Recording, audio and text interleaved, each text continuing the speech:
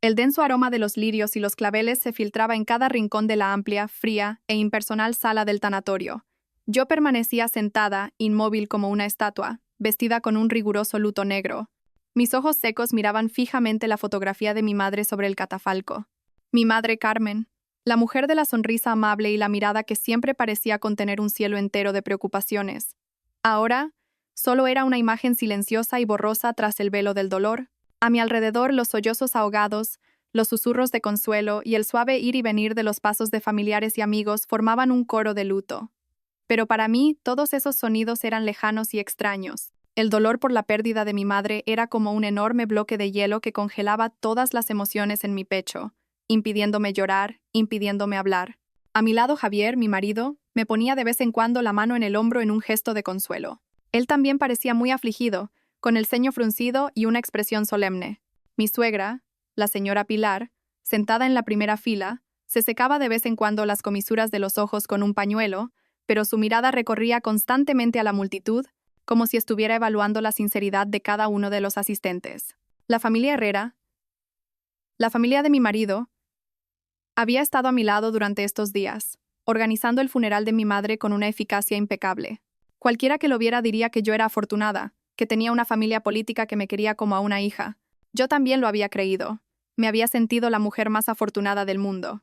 Cuando terminaron las últimas ceremonias y la mayoría de los asistentes se habían marchado, quedando solo los más allegados, el señor Mendoza, un abogado de unos 60 años, con el pelo canoso y unas gruesas gafas de montura, se adelantó. Era un amigo de confianza de mi madre, y la persona a la que ella había encomendado la ejecución de su testamento.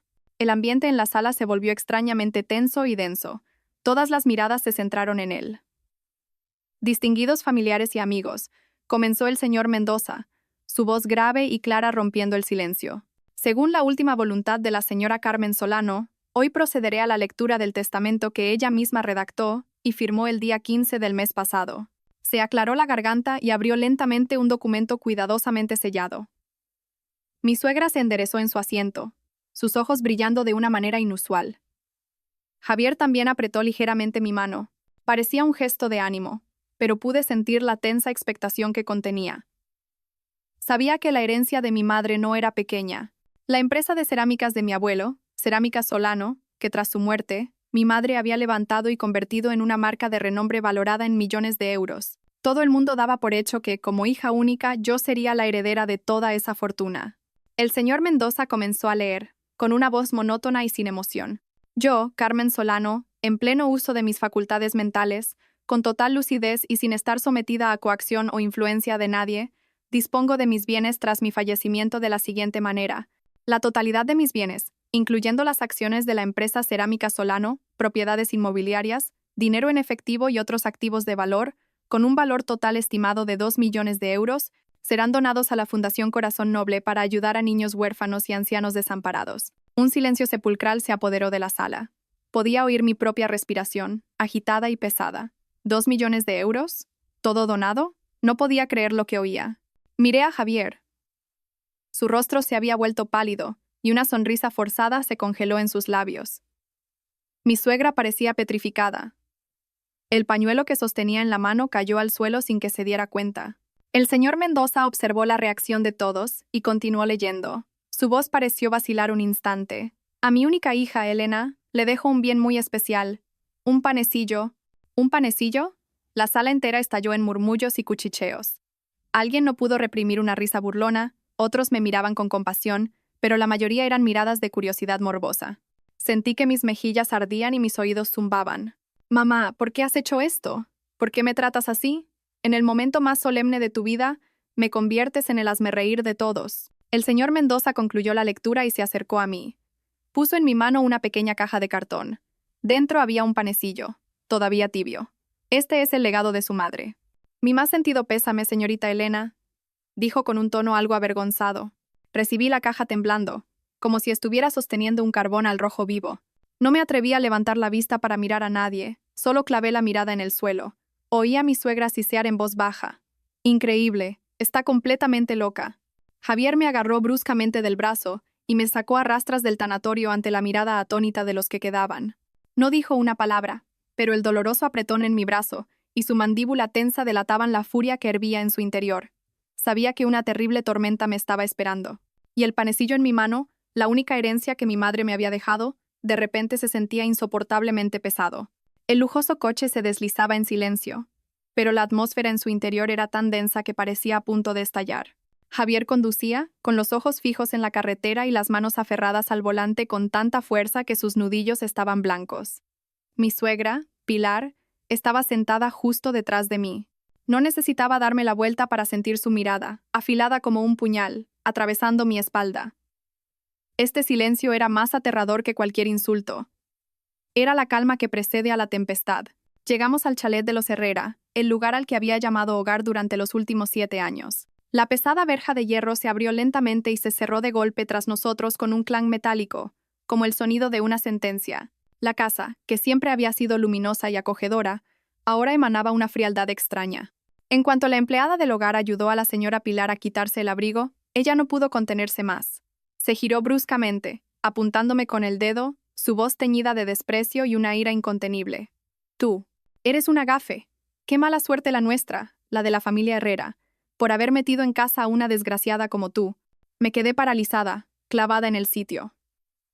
Mamá, ¿por qué me dice eso? No soy tu madre, gritó Pilar, su voz resonando en el amplio salón. No vuelvas a llamarme así. Me da mala suerte solo oírlo. Durante 7 años esta familia te ha tratado como a una reina. Te hemos dado todo, pensando que eras la única hija de Carmen Solano, la heredera de una fortuna. Y ahora mira, tu madre esa loca le da todo el dinero a extraños y a ti te deja un panecillo. ¿Un panecillo? ¿No te da vergüenza? ¿Con qué cara te atreves a seguir en esta casa? Cada una de sus palabras era como un cuchillo clavándose en mi corazón. Así que durante 7 años, todo el amor y los mimos que había recibido no eran más que una inversión. No me querían a mí, querían la fortuna que pensaban que heredaría. Ahora que esa esperanza se había desvanecido a sus ojos, yo no era más que un objeto sin valor. Me giré hacia Javier buscando protección, una palabra en mi defensa. Pero solo encontré una mirada fría y distante. Se acercó, pero no para defenderme. Elena, dime la verdad, dijo Javier. Su voz era baja, pero amenazante. ¿Tu madre, de verdad lo donó todo? ¿O te dejó algo a escondidas que nadie sabe? No me lo ocultes, somos marido y mujer. Negué con la cabeza, desesperada, las lágrimas comenzando a brotar. No, no hay nada más. Yo tampoco entiendo por qué lo hizo. No sé nada. No sabes nada, se burló Javier con una sonrisa torcida y amarga. Qué bien actúas. Seguro que lo teníais todo planeado, tú y tu madre. ¿Pretendíais engañar a la familia Herrera? ¿Quedaros con todo el dinero y desaparecer? Te lo digo yo, ni en sueños. Basta ya, le interrumpió Pilar. ¿Para qué gastar saliva con ella? Javier, ¿por qué la sigues teniendo en esta casa? Ya no sirve para nada. Échala, échala ahora mismo, que no la vea más. Mi corazón se detuvo. ¿Echarme? ¿Esa misma noche? Miré a Javier con ojos suplicantes. Habíamos estado casados 7 años. ¿Acaso no quedaba ni un ápice de afecto? Javier me miró de arriba abajo, su mirada desprovista de toda calidez. Mamá tiene razón. Entre tú y yo, no hay nada más que hablar. Nos divorciamos. ¿Divorciarnos? Susurré, sintiendo que el mundo daba vueltas a mi alrededor. Sí, divorciarnos. Haré que el abogado redacte los papeles y te los envíe. ¿Y ahora? Hizo una pausa, mirándome con una crueldad infinita. Te invito a que te vayas de mi casa. Javier, no puedes hacerme esto. Sollocé, agarrándome a su brazo. Es muy tarde, y está lloviendo. ¿A dónde voy a ir? Javier apartó mi mano con frialdad, haciendo que me tambaleara. Ese es tu problema, no el mío. Puedes ir a esa Fundación Corazón Noble a la que tu madre donó toda su fortuna, a ver si te dan un sitio donde dormir. O puedes comerte ese panecillo tuyo, a lo mejor te llena el estómago y pasas la noche. Dicho esto, hizo una señal a 2 empleados. Se acercaron a mí, con expresión incómoda pero sin atreverse a desobedecer. Por favor, señorita Elena, acompáñenos. Me arrastraron hacia la puerta sin que yo opusiera resistencia. Mis fuerzas se habían agotado. Solo alcancé a mirar a Javier una última vez. El hombre al que había amado y en el que había confiado durante 7 años estaba allí, de brazos cruzados, viéndome ser expulsada como una mendiga. Afuera, la lluvia comenzó a caer con más fuerza. La puerta del chalet se cerró de golpe a mi espalda, encerrando todo el calor, la luz y mi antigua vida en su interior. Me quedé bajo la lluvia helada, todavía con la caja del panecillo en la mano, mi única herencia y la mayor humillación que mi madre me había infligido. La lluvia arreciaba. Las gotas frías golpeaban mi cara y mi cuerpo, mezclándose con mis lágrimas saladas y amargas. No sé cuánto tiempo caminé, ni hacia dónde iba. Mis pies se movían sin rumbo por las calles desiertas y empapadas. La luz amarillenta de las farolas se difuminaba en la cortina de agua, proyectando mi sombra solitaria y patética. Lo había perdido todo en una sola noche. A mi madre, una fortuna, un marido y un hogar. Finalmente, mis piernas exhaustas no pudieron más. Encontré un banco de piedra en un parque cercano y me dejé caer. El banco estaba helado, y el frío se filtraba a través de mi fino vestido, calándome hasta los huesos. Temblaba, no solo de frío, sino de miedo y desesperación. En este vasto mundo, parecía no haber lugar para mí. ¿A dónde iría? ¿Qué haría para sobrevivir esta noche y los días venideros? Me abracé a mí misma buscando un poco de calor. De repente recordé la caja de cartón en mi mano. Estaba empapada y blanda por la lluvia, pero intacta. Abrí la tapa temblando. Dentro, el panecillo, blanco y pálido, yacía inmóvil. También se había empapado, volviéndose frío y algo pastoso. Al mirarlo, la amargura volvió a invadirme. ¿Por qué un panecillo? Mamá, ¿por qué me trataste así? ¿Sabes la humillación que he tenido que soportar por esto?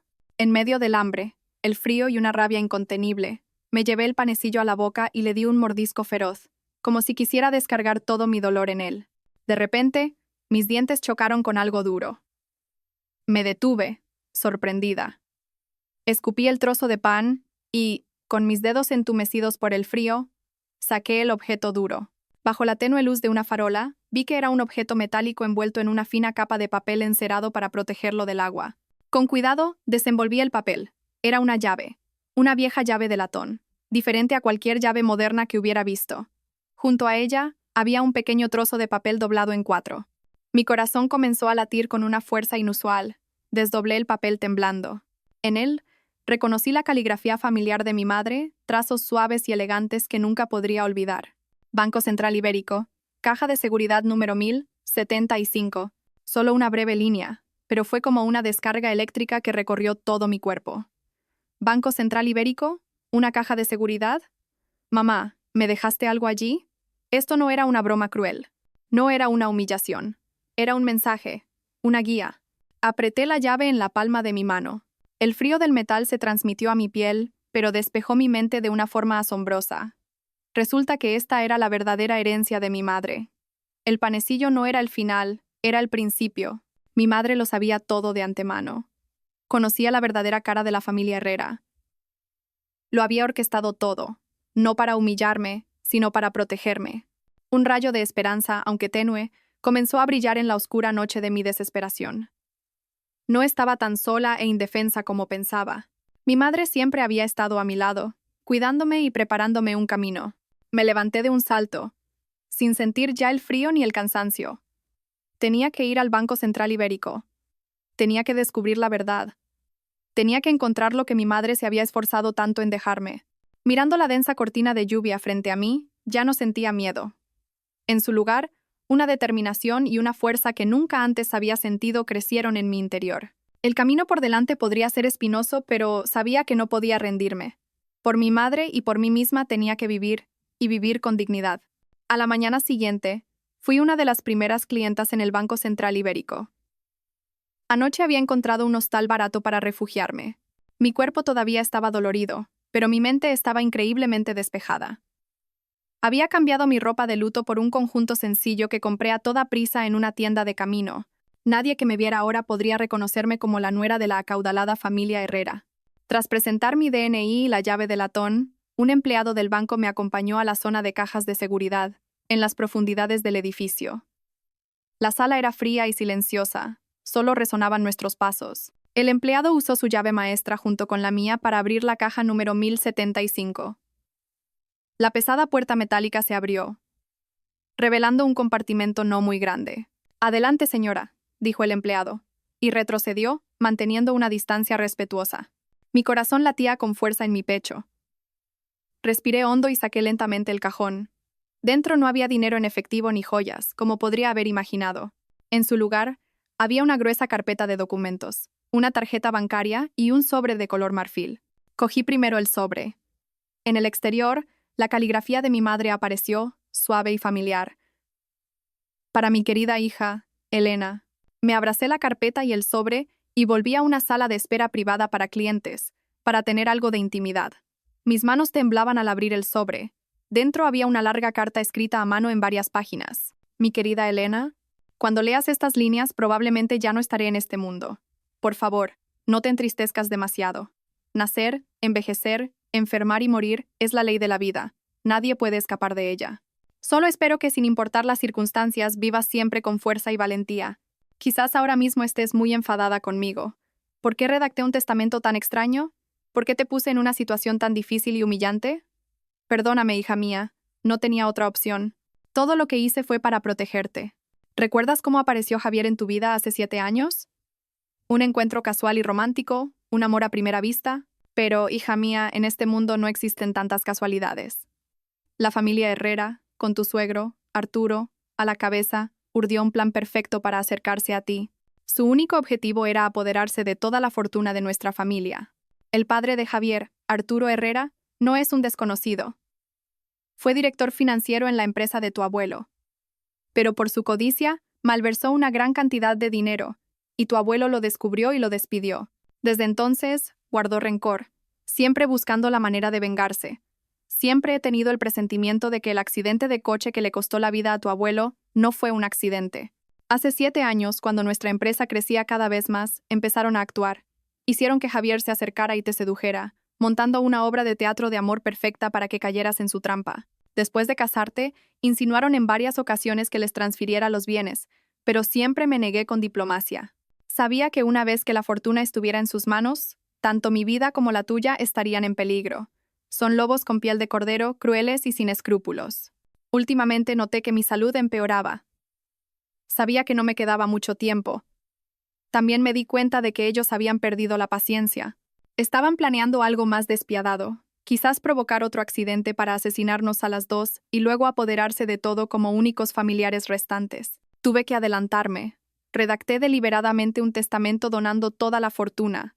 Sabía que te haría daño, que te humillaría, pero solo así creerían que ya no tenías ningún valor para ellos. Solo así te dejarían en paz y estarías a salvo. Hija mía, tu integridad y tu seguridad valen más que todo el dinero del mundo. En esta caja de seguridad te dejo algunas cosas para que empieces de nuevo.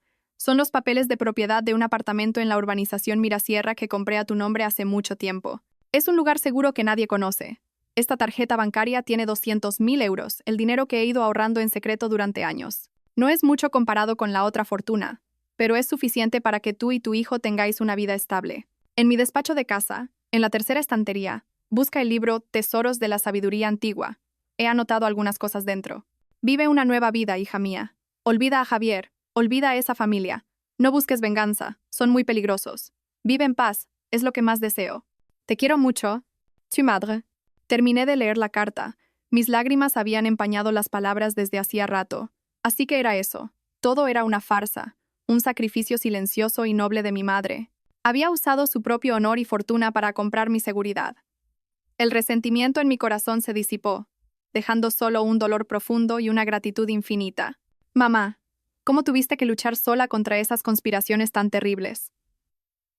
¿Cuánto dolor debiste sentir al fingir ser fría y cruel con la hija que más amabas? Abrí la carpeta de documentos.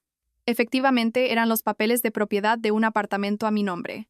Miré la tarjeta bancaria y luego las últimas palabras de mi madre. Suficiente para que tú y tu hijo tengáis una vida estable. Tu hijo. Mi corazón dio un vuelco. ¿Acaso? Intenté recordar. Sí, mi periodo se había retrasado casi 2 semanas. Con todo el ajetreo del funeral, no le había prestado atención. Una sensación de desconcierto y asombro me invadió. Guardé todo rápidamente en mi bolso y salí del banco.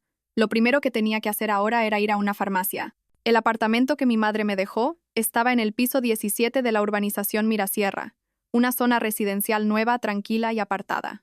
Desde el balcón podía ver un lago de aguas tranquilas y azules, muy lejos del ruido y el ajetreo del centro de la ciudad y aún más lejos del ambiente sofocante y falso del chalet de los Herrera. El apartamento no era demasiado grande, pero estaba decorado de forma cálida y elegante, con todas las comodidades. Todo era nuevo, como si mi madre lo hubiera preparado desde hacía mucho tiempo, esperando el día en que me mudara.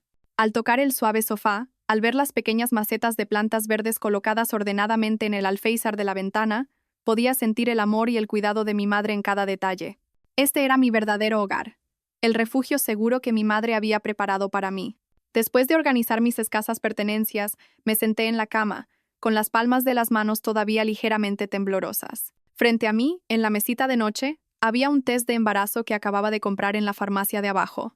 Había dudado mucho tiempo ante la puerta de la farmacia, con el corazón latiendo desbocado entre la esperanza y el miedo. Tenía miedo de enfrentarme a la verdad, pero sabía que no podía seguir evitándola. Fui al baño y seguí las instrucciones mecánicamente. Los 5 minutos de espera se sintieron como una eternidad. Caminé de un lado a otro de la habitación, sin atreverme a mirar el test que yacía sobre la encimera de mármol. ¿Y si era verdad? ¿Qué haría con un niño? El fruto de un matrimonio fraudulento, la sangre de un hombre que me había desechado sin piedad. Pero si no lo era, ¿sentiría alivio o decepción? No lo sabía.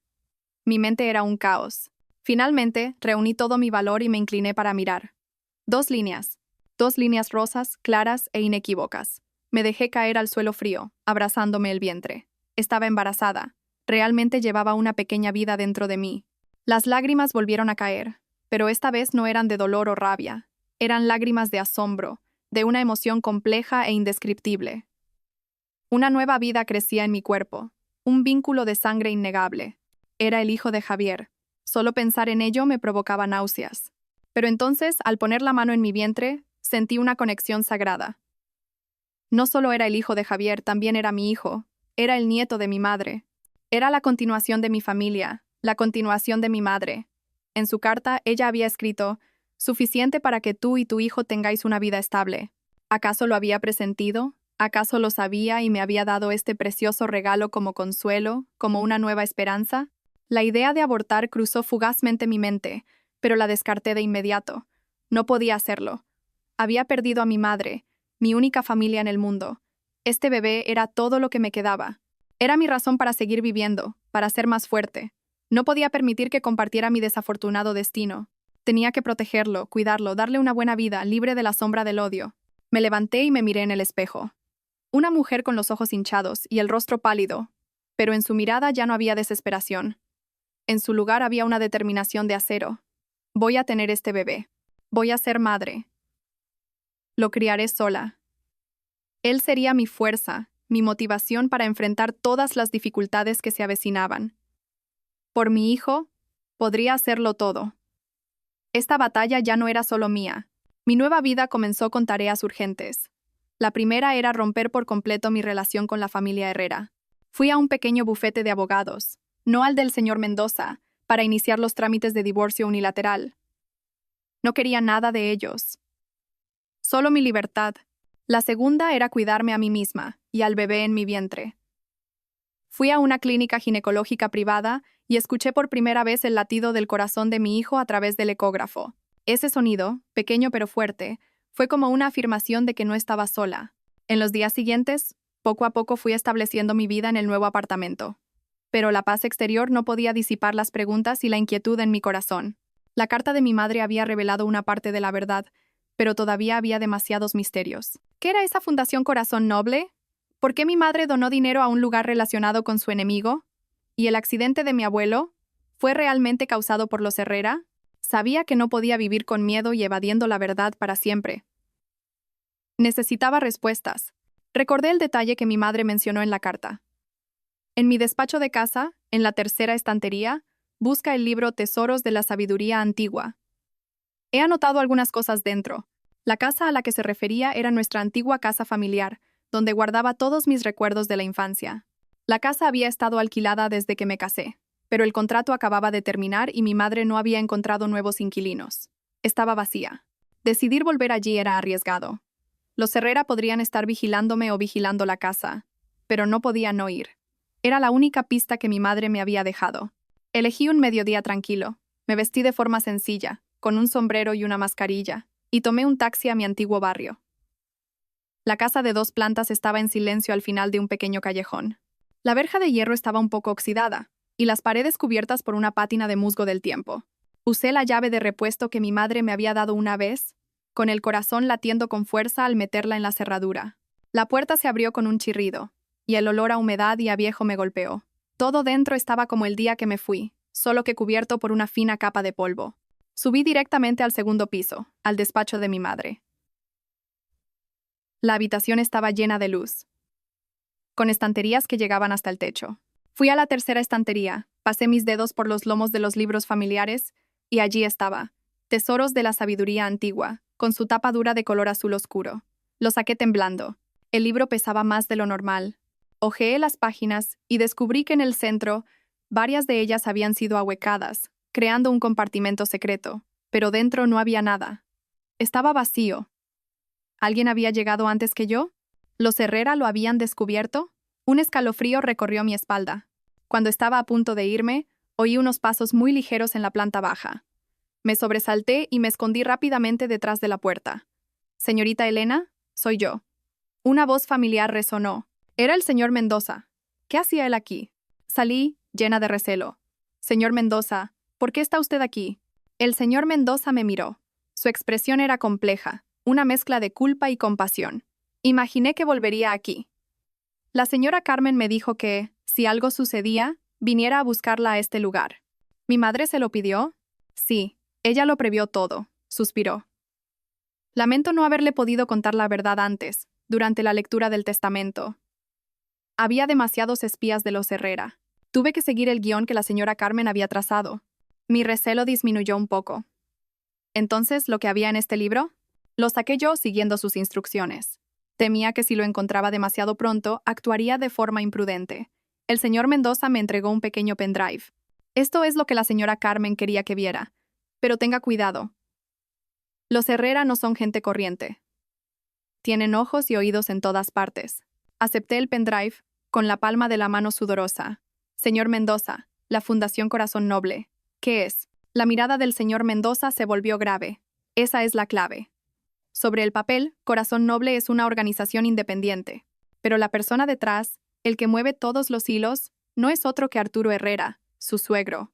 Su madre donó el dinero allí a propósito. Fue una jugada extremadamente peligrosa. Quería usar su propio dinero contra ellos, para destapar las actividades turbias de la fundación y obligarlos a mostrar su verdadera cara. Pero no tuvo tiempo de hacerlo. Así que era eso. Mi madre no había tirado el dinero sin más. Era un plan, una trampa sofisticada, pero también una apuesta muy arriesgada. «Váyase, señorita Elena», dijo el señor Mendoza. «Este lugar ya no es seguro. Vea lo que hay en el pendrive y luego decida qué hacer. Pero recuerde las palabras de su madre. Su seguridad y la del bebé son lo primero». Dicho esto, se fue apresuradamente, dejándome sola en la habitación silenciosa, con un pendrive que contenía secretos que podrían cambiarlo todo. Sosteniendo el pequeño y frío objeto en mi mano, supe que el camino de paz que mi madre deseaba para mí probablemente nunca llegaría. De vuelta en la seguridad de mi apartamento, lo primero que hice fue conectar el pendrive al ordenador. Dentro solo había unos pocos archivos cuidadosamente encriptados. La contraseña, probé mi fecha de nacimiento, la de mi madre, la de mi abuelo, pero nada funcionó. De repente, recordé el libro, Tesoros de la Sabiduría Antigua. Quizás la pista estaba allí. Volví a hojear el libro, examinándolo más de cerca. Esta vez, noté unos números escritos muy débilmente a lápiz en la esquina inferior de la página ahuecada, 1989. Probé a teclear esa secuencia y los archivos se abrieron al instante. Dentro no había pruebas de los crímenes de los Herrera, como yo pensaba. Eran documentos sobre las transacciones financieras de Cerámica Solano de hacía mucho tiempo, antiguos extractos bancarios y un archivo de notas de mi madre. Mi madre había estado investigando en secreto el pasado de Arturo Herrera, pero lo que más me llamó la atención fue un papel escaneado. Era un recibo amarillento a nombre de una tal Dolores, con la dirección Residencia La Calma, junto con los pagos de una asignación mensual enviados por mi madre. ¿Dolores? ¿Residencia La Calma? Esos nombres y lugares me eran completamente desconocidos. ¿Por qué mi madre mantenía a una extraña en una residencia de ancianos? ¿Qué relación tenía esta persona con los secretos de mi madre? En el libro, junto a una nota sobre Dolores, mi madre solo había escrito una frase: una deuda de por vida, imposible de saldar. Un fuerte impulso me impidió quedarme quieta. Tenía que ir allí. Tenía que encontrar a esa mujer llamada Dolores. Busqué la dirección en internet. La residencia La Calma estaba en las afueras. en un lugar bastante aislado. A la mañana siguiente, tomé un autobús hacia allí. La residencia La Calma era un complejo de edificios antiguos, escondido tras viejos árboles. El ambiente era extrañamente pacífico, solo se oía el susurro de las hojas y el canto de los pájaros. Fui a la oficina y dije que quería visitar a una familiar llamada Dolores. La joven enfermera me miró un momento y dijo: «Ah, la señora Dolores. Está en el jardín de atrás. Pero es un poco especial, espero que lo entienda». Seguí sus indicaciones hacia el jardín trasero. Bajo una gran bugambilla, una mujer estaba sentada en un columpio, meciéndose suavemente. Llevaba un pijama de paciente de color azul pálido, y su largo cabello canoso estaba recogido en un moño suelto. Cuando giró la cabeza, me quedé helada. Ese rostro era idéntico al de mi madre. Cada rasgo, desde los ojos hasta la nariz y los labios, era exactamente igual. Solo que este rostro estaba más demacrado, más envejecido, y sus ojos estaban vacíos, sin alma. La mirada de esta mujer no tenía la calidez y la preocupación de mi madre, sino una especie de inocencia perdida y confusa. Me acerqué lentamente, con el corazón martilleándome en el pecho. «Hola, buenas tardes. Soy». La mujer levantó la vista hacia mí. En sus ojos sin vida brilló un extraño destello. No dijo nada, solo me miró fijamente y de repente sonrió, una sonrisa inocente como la de un niño. «Carmen». «¿Has vuelto, Carmen?», dijo con voz ronca y débil. «Te he estado esperando». «¿Carmen?», me llamó por el nombre de mi madre. ¿Acaso? ¿Se estaba confundiendo? No, disculpe. No soy mi madre. Soy Elena, la hija de Carmen. Al oír esto, la sonrisa se desvaneció de sus labios. Me miró, y su expresión se tornó confusa y asustada. No, no puede ser. La niña murió. Fuego. Y hubo un gran fuego. Empezó a balbucear frases sin sentido, abrazándose la cabeza, temblando violentamente. Las enfermeras corrieron hacia ella. «Lo siento, señorita. Ha vuelto a tener una crisis. Sufre un trastorno mental, tiene momentos de lucidez y otros de confusión». «No le haga caso». Se la llevaron adentro. Me quedé de pie en medio del jardín, como si me hubiera caído un rayo, con la cabeza dándome vueltas. ¿Quién era esa mujer? ¿Por qué se parecía tanto a mi madre?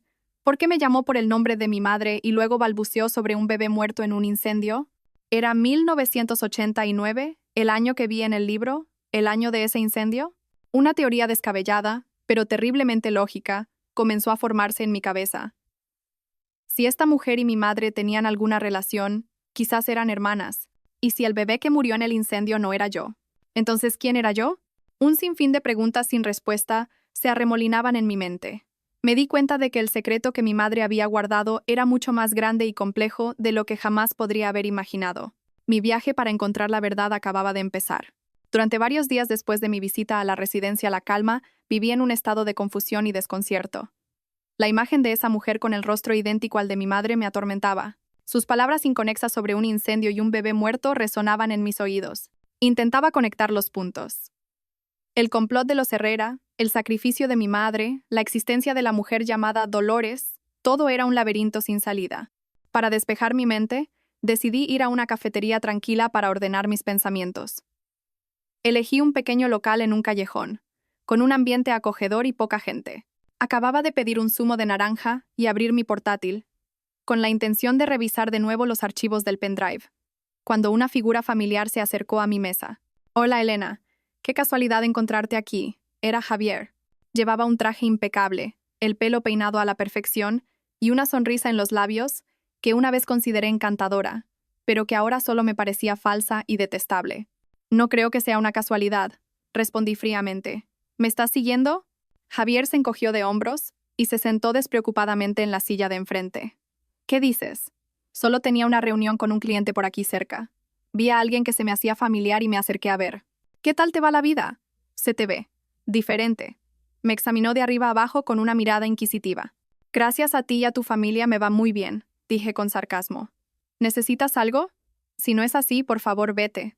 No quiero hablar contigo». «Elena, ¿por qué tienes que ser tan dura?», mantuvo su expresión afable. «Al fin y al cabo fuimos marido y mujer. Solo quería saber cómo estabas. ¿Dónde vives? ¿Qué haces? Mi madre todavía pregunta por ti». «¿De verdad?», me reí con desdén. «¿Y qué bonitas palabras usa para referirse a mí? ¿La gafé o la desgraciada?». El rostro de Javier cambió ligeramente, pero recuperó la compostura rápidamente. Elena, sé que todavía estás enfadada, pero eso ya es pasado. La verdad es que sigo pensando que quizás tu madre no lo donó todo. Te quería tanto. Seguro que te dejó algo, ¿no? Si tienes algún problema, dímelo, yo te ayudaré. Ahora lo entendía, todavía no se había rendido. Seguía intentando averiguar si de verdad me había quedado sin nada. Su falsa bondad me revolvió el estómago. Estaba a punto de levantarme para irme cuando un hombre desconocido de la mesa de al lado se acercó. Era alto, bien proporcionado. Vestía una camisa sencilla pero que desprendía elegancia. Su rostro era de rasgos marcados y masculinos, y destacaban sus ojos, brillantes e inteligentes. «Disculpe, ¿está molestando a la señorita?», le dijo el hombre a Javier con una voz grave y autoritaria. Javier frunció el ceño, molesto. «¿Y usted quién es?». «Esto es un asunto privado». «Soy un amigo suyo», dijo el desconocido con firmeza, y luego se volvió hacia mí con un guiño discreto. «¿Estás bien? ¿Necesitas que llame a seguridad?». Entendí la indirecta y le seguí el juego. «No, no hace falta. Creo que este señor ya se iba». Me giré hacia Javier. «¿Lo has oído? Por favor, vete». Puesto en una situación incómoda y frente a un rival que no parecía poca cosa, Javier se levantó a regañadientes. Me lanzó una mirada fulminante y le dijo al otro hombre: «Ya te arrepentirás». Y se fue. Cuando Javier desapareció, me volví hacia el desconocido, todavía un poco recelosa. «Gracias. Pero, ¿nos conocemos?». El hombre sonrió, una sonrisa suave que atenuó la agudeza de su rostro. «No, no nos conocemos. Me llamo Daniel». Estaba en la mesa de al lado y oí por casualidad su conversación. Vi que no quería seguir hablando con él y me tomé la libertad de intervenir. «Espero que no le haya molestado». «No, en absoluto. De todas formas, gracias por ayudarme», dije. Daniel me miró atentamente. «Usted es Elena Solano, hija de Carmen Solano y exmujer de Javier Herrera, ¿verdad?». Me sobresalté. «¿Cómo?». «¿Cómo lo sabe?». «Soy investigador financiero. Trabajo para una empresa que auditaba las cuentas de Cerámica Solano», dijo. Y el nombre de la empresa captó mi atención. Era la empresa de mi abuelo. Mi trabajo es investigar, y tengo un interés especial en la familia Herrera. La mirada de Daniel se volvió gélida al mencionar a los Herrera. Hace un año, mi hermana pequeña hizo prácticas en su corporación. Después de eso, se suicidó. La policía concluyó que fue por depresión, pero yo sé que no fue tan simple. Llevo un año investigándolos en secreto. Me miró directamente a los ojos. Su voz era firme. «Conozco la historia del testamento de su madre. Sé que la echaron de casa, y creo que usted y yo tenemos un enemigo en común. Quizás podamos colaborar. Un aliado. Alguien que también quería hundir a la familia Herrera». La propuesta de Daniel llegó de forma inesperada, pero abría una salida a mi estancamiento. Miré al hombre que tenía delante, intentando encontrar confianza en sus ojos. Parecía inteligente, decidido y, lo más importante, tenía motivos para odiar a los Herrera. Quizás era justo lo que necesitaba. ¿Colaborar?, repetí. «¿Cómo?». Daniel sonrió. «Para empezar, cuénteme todo lo que sabe». Sentada frente a Daniel en aquella cafetería tranquila, le conté todo. Desde el extraño testamento, el panecillo con la llave, la carta de mi madre, hasta mi visita a la residencia La Calma y mi encuentro con Dolores, la mujer con el rostro idéntico al de mi madre. Incluso le mostré el pendrive que me había dado el señor Mendoza. Daniel escuchó con atención. Sus ojos agudos no pasaron por alto ningún detalle, y de vez en cuando tomaba notas en un pequeño cuaderno. Cuando terminé, se quedó en silencio un buen rato, como si estuviera procesando toda la información. Abrió su portátil y tecleó unas líneas de código complejas. En la pantalla aparecieron fotos antiguas y recortes de prensa de hacía muchos años. «Elena», comenzó Daniel, con voz grave y seria. «Lo que me ha contado confirma muchas de las hipótesis que he barajado durante este último año.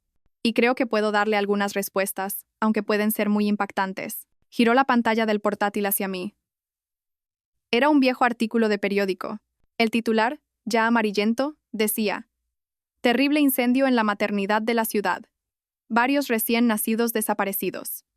El artículo estaba fechado en 1989. Sentí que el aire me faltaba. «Este incendio», continuó Daniel, señalando la pantalla, «no fue un accidente. He encontrado a algunos testigos de la época, ya jubilados. Dicen que el fuego comenzó de forma extraña en la zona de archivos y se propagó muy rápidamente. Parece que alguien quería borrar algo a propósito». Abrió otro archivo. Contenía un plano del hospital de aquella época y la lista de las madres que dieron a luz ese día. Según los registros que encontré, Ese día, 2 hermanas gemelas dieron a luz en el mismo hospital. Una se llamaba Dolores Solano y la otra, Carmen Solano. Mi cabeza daba vueltas. Dolores y Carmen, mi madre y la mujer de la residencia, eran hermanas gemelas. La señora Dolores dio a luz primero a 2 niñas gemelas. La señora Carmen dio a luz después a una niña. El incendio ocurrió esa misma noche. El informe del hospital dice que una de las gemelas de la señora Dolores y la hija de la señora Carmen murieron en el incendio. La señora Dolores, por el shock, enloqueció. Solo encontraron con vida a la señora Carmen y a un bebé recién nacido. Daniel se detuvo y me miró fijamente. Elena, ¿alguna vez se ha preguntado por qué no se parece en nada a su padre? La señora Carmen le dijo que su padre murió joven, pero ¿ha visto alguna vez una foto suya? Negué con la cabeza. Mi madre siempre decía que había quemado todas sus fotos porque le dolía demasiado. Nunca lo dudé. Tengo una teoría, dijo Daniel pronunciando cada palabra lentamente, como martillazos en mi mente. En ese incendio hubo una confusión, o un intercambio deliberado. La mujer que la crió, Carmen, en realidad no era su madre biológica, era su tía. Su verdadera madre es Dolores, la mujer que vive en la residencia La Calma. Sentí que no podía respirar. Tía, madre biológica. Todo mi mundo, todos mis recuerdos, parecían derrumbarse. La madre a la que había adorado, la que había sacrificado todo por mí, no era mi madre biológica. Entonces, ¿y el bebé que murió en el incendio? Pregunté tartamudeando. Esa es la gran pregunta, respondió Daniel. Según el informe, la hija de Carmen murió. Pero si Carmen la adoptó a usted como su hija, ¿quién era ese bebé? ¿Y por qué tuvo que hacerlo? ¿Por qué tuvo que suplantar a su hermana y criar a su sobrina como si fuera su propia hija? Señaló la pantalla, donde había una foto antigua y borrosa de 2 hombres jóvenes que se parecían bastante. Este es Arturo Herrera, su suegro. Y este es Julián, el que se supone que era el marido de Dolores y su padre biológico. Eran íntimos amigos desde la universidad. Julián, mi padre biológico. Después del incendio, Julián también desapareció misteriosamente. Nadie sabe a dónde fue. Arturo, por su parte, se casó rápidamente con otra mujer, Pilar, su actual suegra, y construyó el imperio de los Herrera. Hay demasiadas coincidencias sospechosas aquí. Daniel me miró con compasión.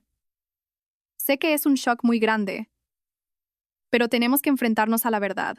Hay una conspiración terrible que ha estado oculta durante más de 30 años, y todo comenzó con ese incendio. Y creo que la familia Herrera está detrás de todo. La muerte de mi hermana y todo lo que le ha pasado a su familia está relacionado con el secreto de aquel año. Me quedé inmóvil, las lágrimas corrían por mi rostro. Mi identidad, mi familia, todo era una mentira elaborada con esmero. Pero en medio del dolor y la confusión, una llama de odio comenzó a arder. Tenía que descubrir la verdad. No solo por mí, por mi tía Carmen, por mi madre Dolores, sino también por el hijo que aún no había nacido. Tenía que conocer sus raíces, y los que causaron esta tragedia debían pagar por ello. Las revelaciones de Daniel me sumieron en un torbellino de emociones. Sufría por la verdad sobre mi origen y ardía de rabia por las siniestras maquinaciones de los Herrera. Aunque Daniel había presentado pruebas y argumentos que parecían sólidos, necesitaba la confirmación de alguien en quien pudiera confiar un poco más. Pensé en el señor Mendoza. Era el mejor amigo de mi tía Carmen. Seguramente sabría algo. Concerté una cita con él en una pequeña y tranquila tetería del casco antiguo, el Café de las Estaciones. Elegí un rincón apartado, con el corazón inquieto. ¿Me diría la verdad? ¿O formaba parte también de toda esta farsa? El señor Mendoza llegó puntual. Parecía mucho más viejo que la última vez que lo vi, su rostro cargado de preocupación. Después de pedir un té, fui directa al grano. Señor Mendoza, necesito que me diga la verdad. ¿La mujer que me crió, Carmen, era mi madre biológica? El señor Mendoza se detuvo. La taza de té en su mano tembló ligeramente. Me miró con profundidad, una mezcla de culpa y compasión. Suspiró, un suspiro que parecía liberar un peso que había llevado durante mucho tiempo. Sabía que tarde o temprano me haría esa pregunta. Dejó la taza, su voz era grave y triste. Lo que sospecha es cierto. Carmen no era su madre biológica, era su tía, la hermana gemela de su madre Dolores. Aunque Daniel ya me había preparado, escuchar la confirmación de boca del mejor amigo de mi madre fue como una puñalada en el corazón. Así que era verdad. Todo era verdad. ¿Por qué? Pregunté con la voz quebrada. ¿Por qué me lo ocultaron todos? ¿Por qué la tía Carmen tuvo que hacerse pasar por su hermana? ¿Vivir bajo otro nombre? Para protegerla, Elena, dijo el señor Mendoza. Para protegerla de Arturo Herrera. El incendio de aquel año no fue un accidente, fue Arturo quien lo provocó. Me estremecí. ¿Y por qué? ¿Por qué haría algo así? Para quedarse con todo. En los ojos del señor Mendoza brilló la indignación. Su padre biológico, Julián, y su madre biológica, Dolores, eran personas muy talentosas.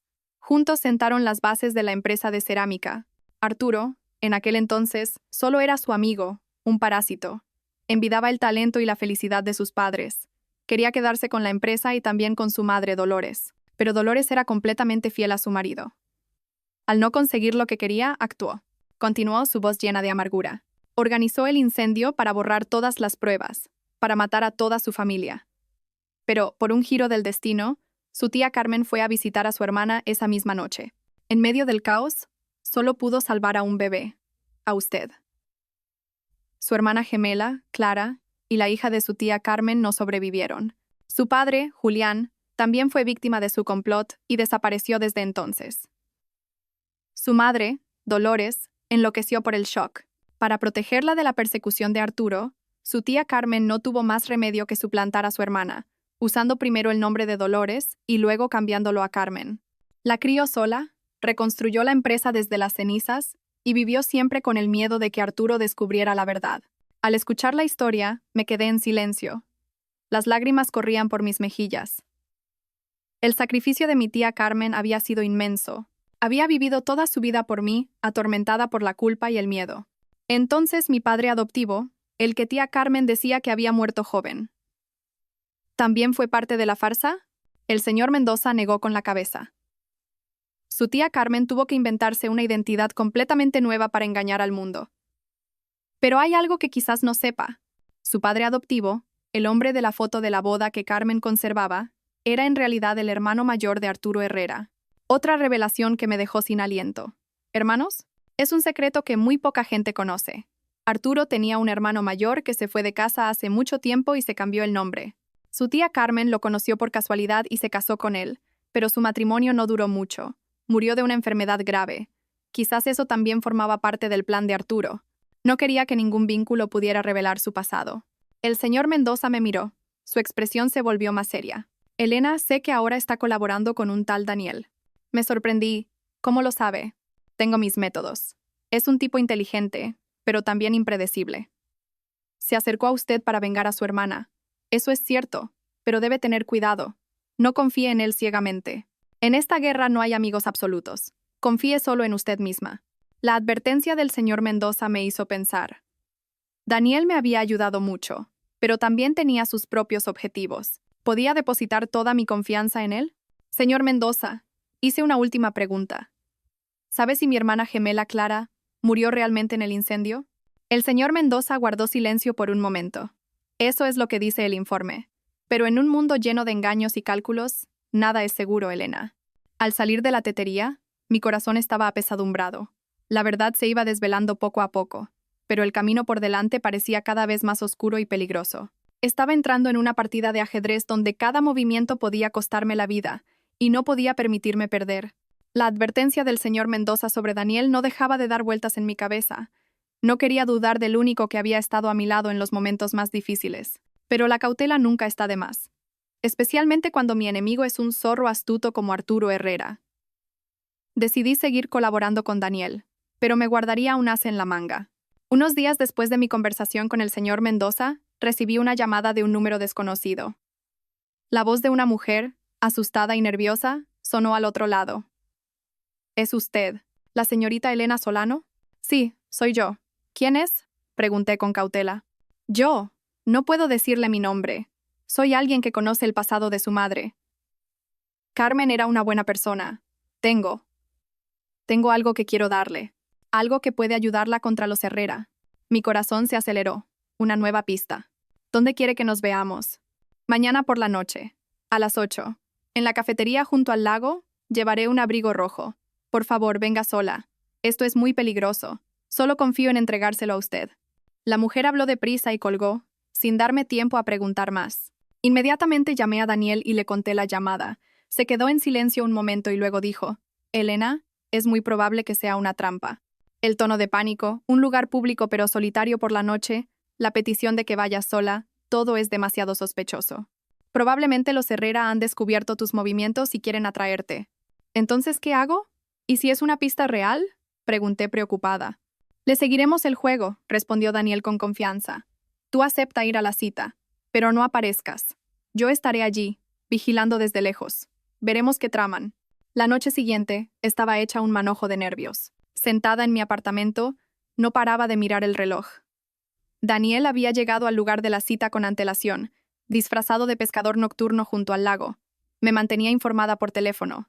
A las 8 en punto, apareció una mujer con un abrigo rojo, tal como había dicho. Se sentó en una mesa en un rincón apartado, con aspecto inquieto, mirando constantemente a su alrededor. ¿Algo extraño?, pregunté. Sí, respondió Daniel en voz baja. A unos 20 metros de ella, hay dos tipos con aspecto muy sospechoso sentados en un coche sin matrícula. Claramente están esperando órdenes. Es una trampa, sin duda. La mujer esperó media hora. Al ver que no llegaba, empezó a impacientarse y sacó el teléfono para llamar a alguien. Después de la llamada, se levantó apresuradamente y caminó rápidamente hacia el coche. «Se está yendo», dijo Daniel. «Pero parece que se le ha caído algo sin querer». En su prisa, a la mujer se le había caído un pequeño monedero. No se dio cuenta. Subió al coche y se fueron a toda velocidad. Cuando Daniel estuvo seguro de que se habían alejado, se acercó y recogió el monedero. «Dentro no hay dinero ni documentación, solo un pequeño trozo de papel», me dijo por teléfono. «¿Qué papel? ¿Qué dice?» Daniel guardó silencio un momento y luego me leyó las palabras escritas en él. Una caligrafía torpe, como escrita a toda prisa. «Bajo la jacaranda, la tercera baldosa». Bajo la jacaranda, la tercera baldosa, un sentimiento familiar me invadió. En el patio de mi antigua casa, la de mi tía Carmen y mía, había una jacaranda enorme, donde solía jugar de pequeña. ¿Podría ser? Daniel, creo que sé dónde es, dije emocionada. La trampa había fallado, pero los que la tendieron habían dejado, sin querer, una pista real. El destino es irónico. Esa misma noche, Daniel y yo decidimos actuar de inmediato. Teníamos que volver a la antigua casa una vez más. Esa noche, cuando la ciudad dormía, Daniel y yo, vestidos de negro, regresamos sigilosamente al callejón que llevaba a mi antigua casa. El silencio era espeluznante. Solo se oía el viento susurrando entre los árboles. La advertencia del señor Mendoza y la trampa de la tarde hicieron que cada paso fuera extremadamente cauteloso. Daniel era muy profesional. Inspeccionó los alrededores para asegurarse de que no nos seguían antes de hacerme una señal para que abriera la verja. La vieja puerta de hierro emitió un chirrido quejumbroso en la noche, haciendo que mi corazón diera un vuelco. Nos deslizamos dentro y cerramos la verja con llave. La vieja jacaranda se erguía majestuosa en medio del patio, sus ramas extendidas como un paraguas gigante. Bajo la tenue luz de la luna, parecía familiar y a la vez un poco inquietante. Este lugar guardaba tantos recuerdos de mi infancia, el lugar donde la tía Carmen solía leerme cuentos. Nunca imaginé que pudiera esconder un secreto tan importante. «La tercera baldosa», susurré, y empecé a buscar alrededor del tronco. El patio estaba pavimentado con viejas baldosas de terracota. Empezamos a golpear cada una de ellas. La mayoría sonaban sólidas, pero cuando llegué a una fila cerca de una gran raíz que sobresalía, la tercera baldosa desde el exterior emitió un sonido diferente, un sonido hueco. «Es esta», susurró Daniel. Con una pequeña navaja, retiró con cuidado el cemento de los bordes. Estaba viejo y se desprendió fácilmente. Al poco tiempo, levantamos la baldosa. Debajo había tierra blanda. Empezamos a cavar con las manos. Pronto, mis dedos tocaron algo duro y frío. Era una vieja caja de metal oxidada, un poco más grande que una caja de galletas. Estaba cerrada con un pequeño candado, también oxidado. Daniel usó unos alicates que traía y rompió el candado sin dificultad. Mi corazón latía desbocado mientras abría lentamente la tapa. Un ligero olor a papel viejo y a naftalina salió del interior. Dentro, envueltos cuidadosamente en varias capas de tela de seda, había un cuaderno de cuero gastado, varias fotos en blanco y negro y un pequeño mechón de pelo de bebé atado con un hilo rojo. Tomé el cuaderno temblando. La caligrafía en su interior no era la de mi tía Carmen. Era otra, más fina y algo débil, pero que desprendía una gran ternura. Abrí la primera página. Las primeras palabras que vi fueron: «Diario de Dolores. Para mis queridas hijas, Elena y Clara». Dolores, Elena y Clara. Mi madre biológica y la hermana gemela que nunca conocí. No pude contener las lágrimas. Cayeron sobre el papel amarillento. Abracé la caja contra mi pecho, sintiendo que abrazaba todo mi pasado perdido. Todas las piezas sueltas, Todas las preguntas sin respuesta, quizás se encontrarían en esta caja de recuerdos. No nos atrevimos a quedarnos mucho tiempo. Daniel me ayudó a guardar todo, a rellenar el agujero y a colocar la baldosa en su sitio con cuidado. Al salir de la casa, mi corazón estaba apesadumbrado, pero también lleno de esperanza. La verdad estaba a punto de salir a la luz, y sabía que mi batalla entraba ahora en su fase más decisiva.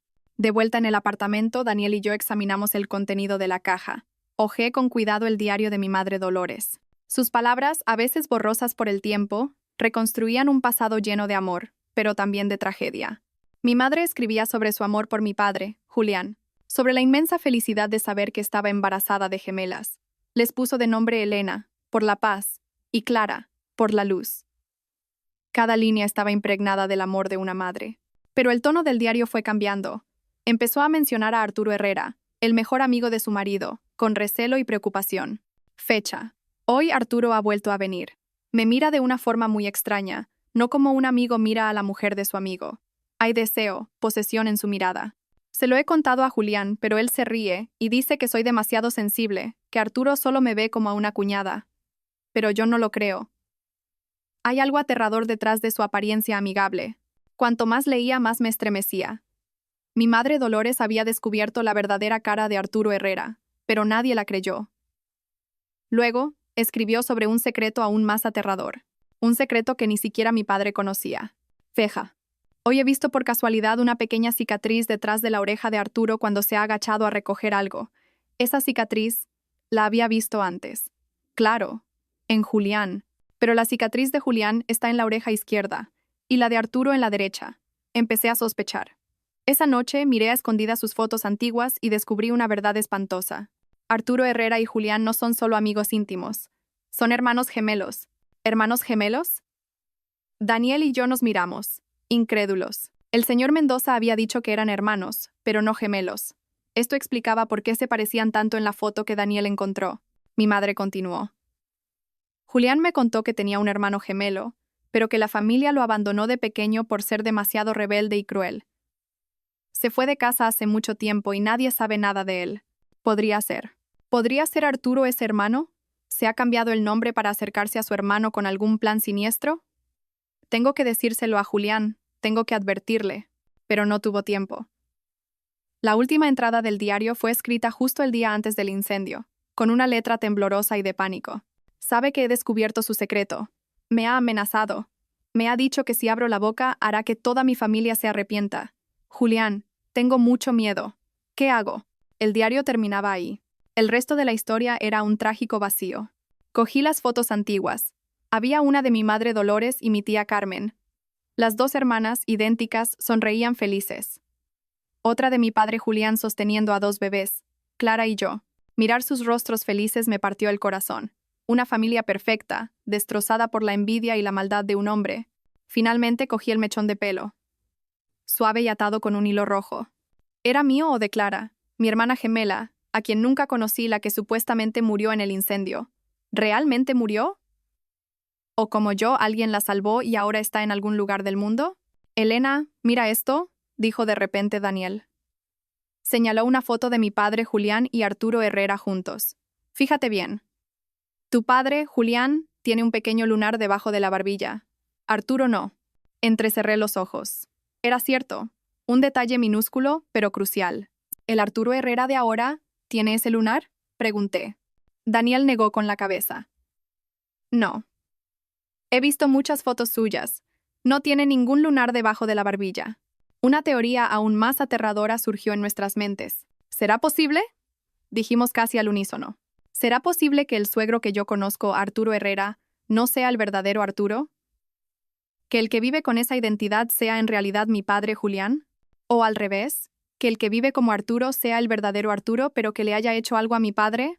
Todo se volvía cada vez más confuso y peligroso. El secreto de los hermanos gemelos había abierto una nueva puerta a una conspiración mucho más terrible. Los descubrimientos del diario me llevaron a tomar una decisión. Tenía que volver a la residencia a la calma. Tenía que ver a mi madre Dolores. Aunque estuviera confusa, era la única que quedaba de aquel pasado, la única llave que podía confirmar nuestras teorías. Esperaba que, en un raro momento de lucidez, pudiera decirme algo más. Esta vez Daniel vino conmigo. Su presencia me daba seguridad. Llevamos fruta y leche a la residencia una tarde soleada, esperando que el estado de ánimo de mi madre fuera mejor. La encontramos de nuevo en su columpio, bajo la bugambilla. Parecía más tranquila que la última vez.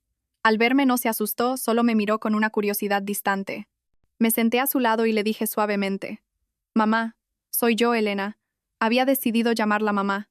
Pasara lo que pasara, era la mujer que me había traído al mundo. Al oír la palabra mamá, sus ojos vacíos vacilaron. Me miró más atentamente, como buscando algo en su memoria borrosa. Saqué de mi bolso la foto de ella y mi tía Carmen. «Mamá, mira, sois tú y la tía Carmen, ¿verdad?». Mi madre Dolores cogió la foto. Sus dedos delgados y temblorosos acariciaron los rostros de las dos mujeres. La miró durante mucho tiempo, y de repente, 2 lágrimas rodaron por sus mejillas demacradas. «Carmen, mi hermana», susurró, su voz mucho más clara que de costumbre. «Pobrecita, cuánto ha sufrido». Mi corazón se aceleró. Estaba lúcida. Era mi oportunidad. «Mamá, ¿recuerdas lo que pasó? El incendio de aquel año». Al oír la palabra incendio, su mirada volvió a llenarse de pánico. Pero esta vez no gritó. Solo susurró con terror: «Fuego. Fuego. Ese demonio. Quería matarnos a todos». «¿Quién, mamá? ¿Fue Arturo Herrera?». Dolores negó con la cabeza enérgicamente. «No. No fue Arturo. Arturo está muerto». Daniel y yo nos quedamos de piedra. ¿Arturo Herrera muerto? Entonces, ¿quién era el hombre que vivía en el chalet de los Herrera? «Arturo está muerto», repitió Dolores, mirando al vacío. «El que está ahí es su hermano, el falso Julián». «No, el falso Arturo. Es un demonio con piel de hombre». Sus palabras inconexas fueron como un rayo. Nuestra teoría era en parte cierta. Había una suplantación, pero ¿quién suplantaba a quién? Saqué la foto de mi padre, Julián y Arturo. «Mamá, mira. De estos dos, ¿quién es mi padre? ¿Tu marido? ¿Quién es Julián?». Dolores miró fijamente la foto. Con mano temblorosa, señaló al hombre con el lunar debajo de la barbilla. «Julián. Mi marido». Luego señaló al otro. «Arturo. El demonio». De repente, me agarró la mano con fuerza. Por un instante, sus ojos se volvieron increíblemente lúcidos y claros. Se acercó a mi oído y susurró rápidamente, como si temiera que alguien la oyera: «El almacén, en el Puerto Viejo. Busca. Busca al verdadero Julián. Ten cuidado. Él no tiene el lunar». Tras decir eso, la luz en sus ojos se apagó. Volvió a su estado ausente, balbuceando cosas sin sentido. Las enfermeras vinieron a llevársela. Daniel y yo nos quedamos allí, tratando de procesar lo que acabábamos de oír. «El almacén del Puerto Viejo», murmuró Daniel. «Busca al verdadero Julián», continué yo. «Y él, el impostor, no tiene el lunar». Mi madre Dolores había señalado a mi padre Julián, el de la foto con el lunar, como su marido. Su última advertencia: «Él no tiene el lunar», se refería al impostor. Esto significaba que mi verdadero padre, Julián, seguía vivo, y estaba en ese almacén. El que se hacía pasar por Arturo Herrera era el malvado hermano gemelo. Todo se estaba aclarando, pero también se volvía más peligroso. Teníamos una ubicación concreta: el Puerto Viejo. Podría ser el lugar donde se escondía toda la verdad, pero también podría ser una trampa mortal. Fuera como fuese, teníamos que ir. La pista de mi madre Dolores nos impulsó a actuar. El Puerto Viejo, una zona casi abandonada en las afueras de la ciudad, se convirtió en nuestro próximo objetivo. Pero antes de que pudiéramos planear nada, el enemigo se nos adelantó. Esa noche volví tarde de una revisión médica rutinaria. Al meter la llave en la cerradura, sentí que algo no iba bien. La puerta estaba entornada, no cerrada con llave por dentro. Mi corazón dio un vuelco. Entré sigilosamente. Una escena caótica me recibió. Mi apartamento seguro había sido registrado. Los muebles del salón estaban revueltos, los cojines del sofá rajados, los libros de las estanterías tirados por el suelo. Corrí al dormitorio.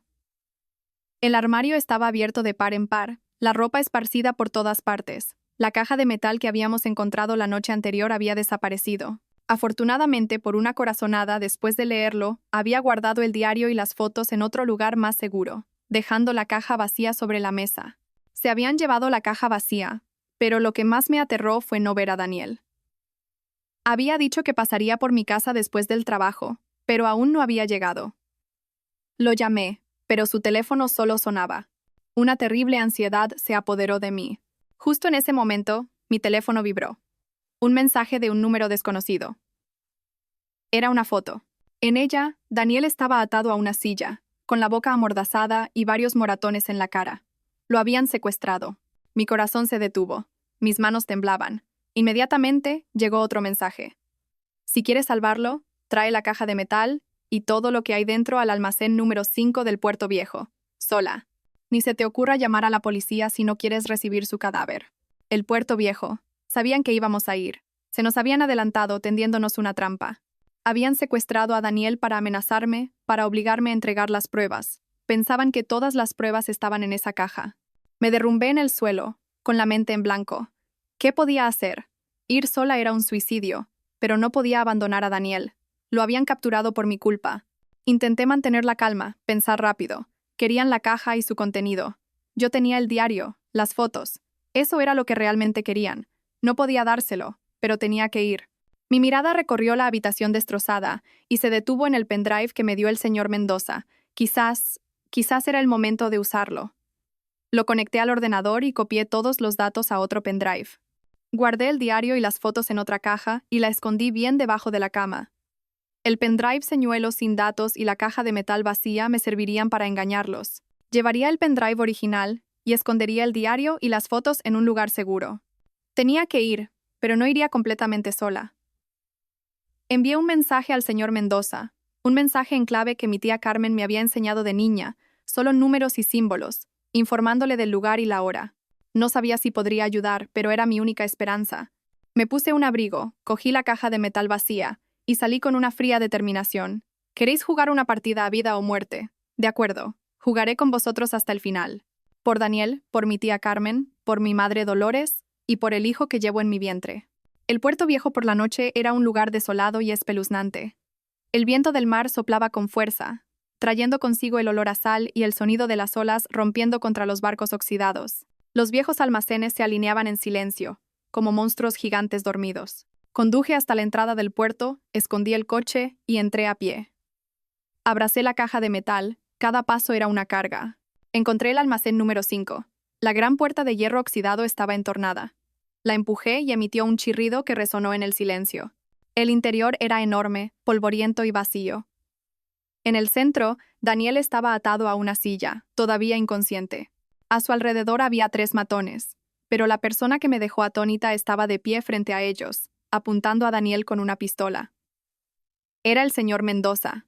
«Señor Mendoza», exclamé, incrédula. «¿Por qué está aquí? ¿Por qué le apunta con una pistola?» La advertencia sobre él volvió a mi mente. ¿Era uno de ellos? El señor Mendoza se volvió hacia mí, con el rostro inexpresivo. Pero por un brevísimo instante, lo vi guiñarme un ojo, un gesto que solo yo podía entender. Su mirada se desvió rápidamente hacia un pasillo oscuro a un lado del almacén. Me estaba haciendo una señal. En ese momento, una voz familiar surgió de la oscuridad. «Bienvenida, mi ex querida esposa. Veo que eres valiente». Javier salió de detrás de unas cajas, seguido de otros 2 matones. Aplaudía con una sonrisa burlona. «Javier, ¿qué le has hecho a Daniel?» «Suéltalo», grité. «¿Soltarlo?», se rió. «Eso depende de tu actitud. ¿Dónde está la caja? Dámela». Miró al señor Mendoza con una sonrisa de suficiencia. «Buen trabajo, señor Mendoza. Al atraerla hasta aquí, se ha ganado un gran favor. Mi padre no lo olvidará». El señor Mendoza no dijo nada, solo apretó más la pistola. Ahora lo entendía. No era uno de ellos. Lo estaban obligando. Quizás tenían a su familia. «La caja, Elena», gruñó Javier, perdiendo la paciencia. «No me obligues a actuar». Miré a Daniel, inconsciente, la pistola en la mano del señor Mendoza, los matones. No tenía muchas opciones. Dejé la caja en el suelo y la empujé hacia Javier. Uno de sus hombres la recogió. Javier la abrió, y al verla vacía, salvo por un pendrive, su rostro se desfiguró por la ira. «¿Dónde está el resto?», rugió. «El diario y las fotos. ¿Dónde los has escondido?» «No lo sé», respondí fríamente. «Eso es todo lo que tengo». «Mentirosa», gritó Javier y se abalanzó sobre mí. «¡Alto!», gritó de repente el señor Mendoza apuntando a Javier. «No la toques». Su acción sorprendió a todos, incluido a Javier. Aprovechando ese momento, el señor Mendoza me gritó. «Almacén número 7. Corre, Elena». Almacén número 7. Al instante, uno de los matones de Javier se lanzó sobre el abogado, golpeándole la mano y haciendo que la pistola saliera volando. Se desató el caos. No dudé ni un segundo. Me di la vuelta y corrí desesperadamente hacia el pasillo que el señor Mendoza había señalado. Los insultos, los golpes y los gritos de Javier resonaron detrás de mí. ¡Atrapadla! ¡Que no escape! Corrí a ciegas en la oscuridad, con las lágrimas corriendo por mi rostro. El almacén número 7. Era mi última esperanza. Corrí sin descanso entre las hileras de almacenes oscuros y húmedos. Detrás de mí, los pasos y los gritos de los hombres de Javier se acercaban cada vez más. Tenía que encontrar el almacén número 7 antes de que me alcanzaran. Finalmente, vi una puerta de hierro casi completamente oxidada. Encima, el número 7, pintado de un rojo desconchado. La puerta no estaba cerrada con llave. Me deslicé dentro y corrí el cerrojo interior. Me apoyé contra la puerta, jadeando, con el corazón a punto de estallar. El interior del almacén número 7 era aún más oscuro y ruinoso. Telarañas por todas partes. La tenue luz de la luna se filtraba por los agujeros del techo de chapa. ¿Hay alguien aquí? Llamé con voz temblorosa. Papá. ¿Papá Julián? ¿Estás aquí? No hubo respuesta. ¿Me había equivocado? ¿El señor Mendoza me había dado una dirección al azar para que escapara? Mientras la desesperación me invadía, un leve sonido de tos surgió de un rincón oscuro.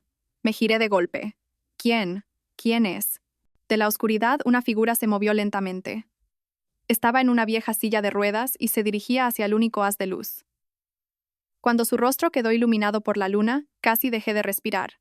Era un hombre de unos 60 años, con el rostro demacrado, el pelo canoso y revuelto. Le faltaba una pierna, y el resto de su cuerpo era frágil y delgado. La vida había dejado en él huellas crueles, pero sus ojos, aunque cansados, brillaban con una agudeza y una determinación inusuales. Y lo más importante, debajo de su barbilla, tenía un pequeño lunar. «¡Papá!», exclamé con la voz quebrada por la emoción.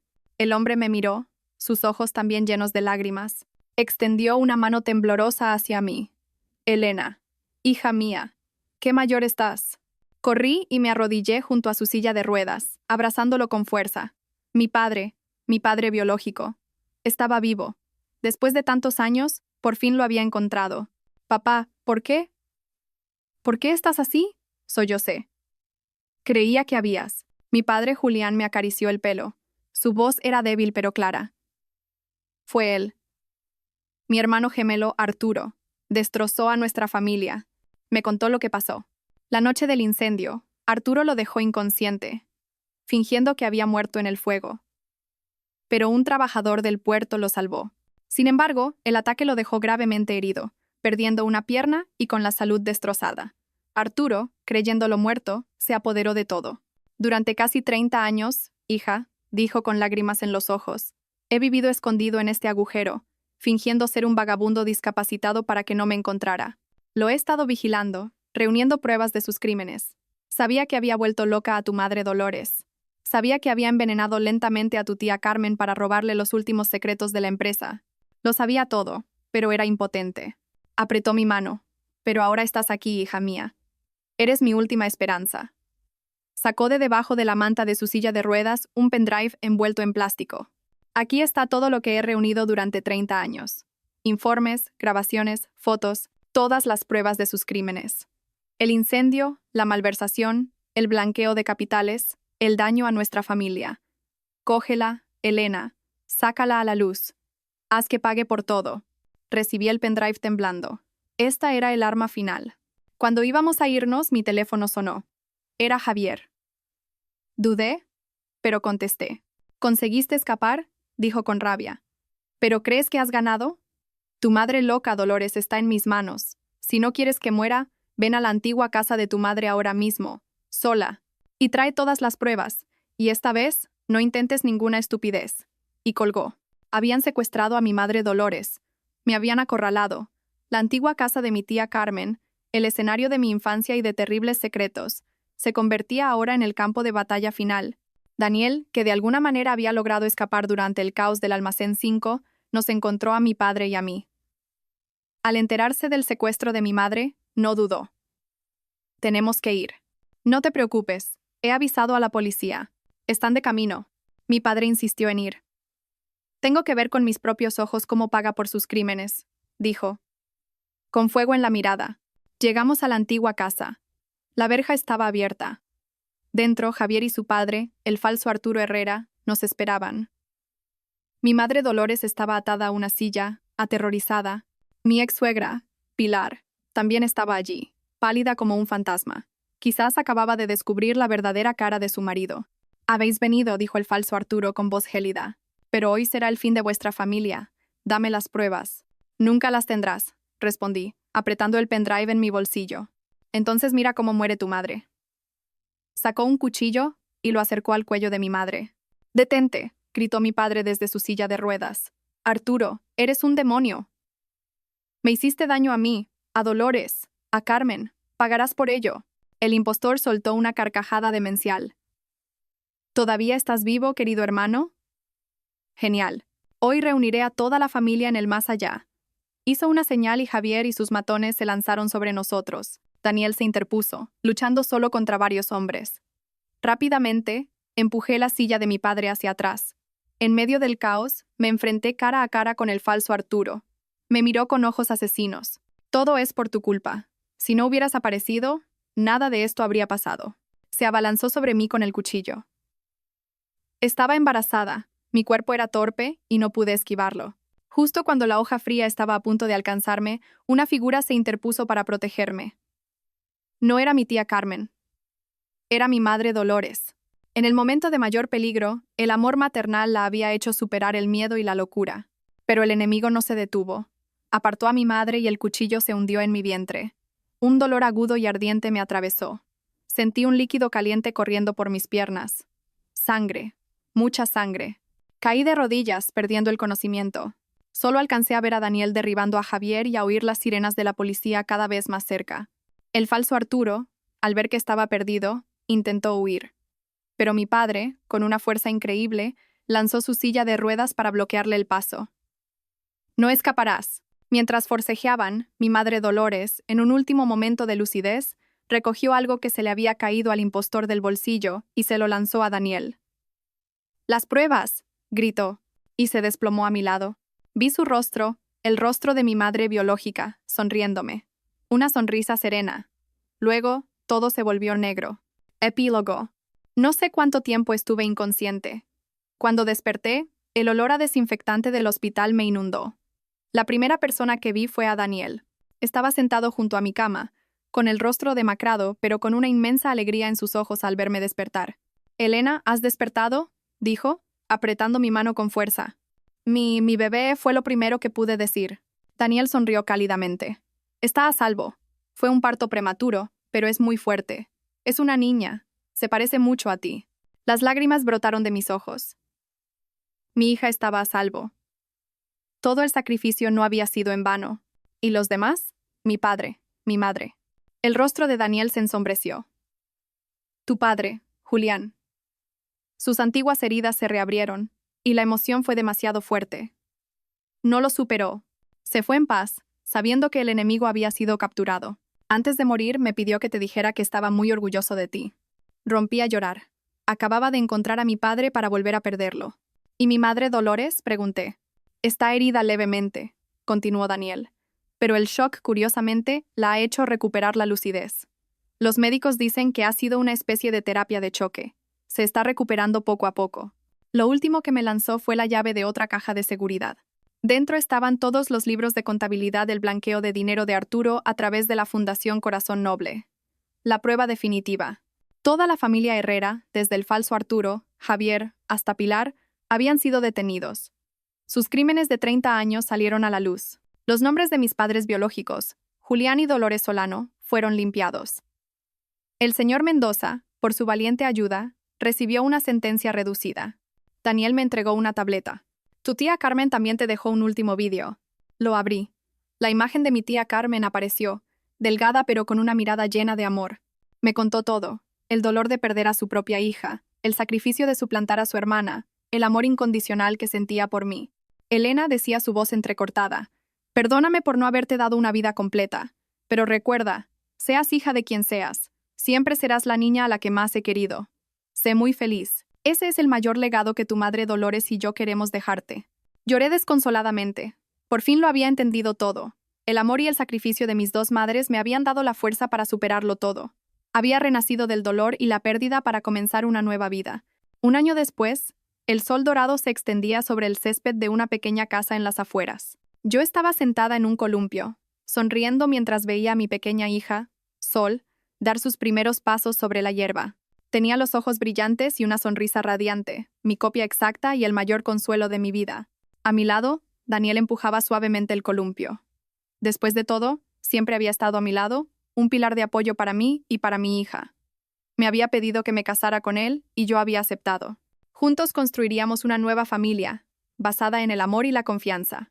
Mi madre Dolores estaba sentada cerca, en una silla de mimbre, tejiendo y sonriendo con dulzura a su nieta. Su salud física y mental se había recuperado milagrosamente. El amor de su familia la había ayudado a encontrar la paz. Decidí no volver a dirigir Cerámica Solano. En su lugar, usé el dinero que me dejó mi tía Carmen y parte de los bienes recuperados para crear una fundación benéfica, la Fundación Carmen y Dolores.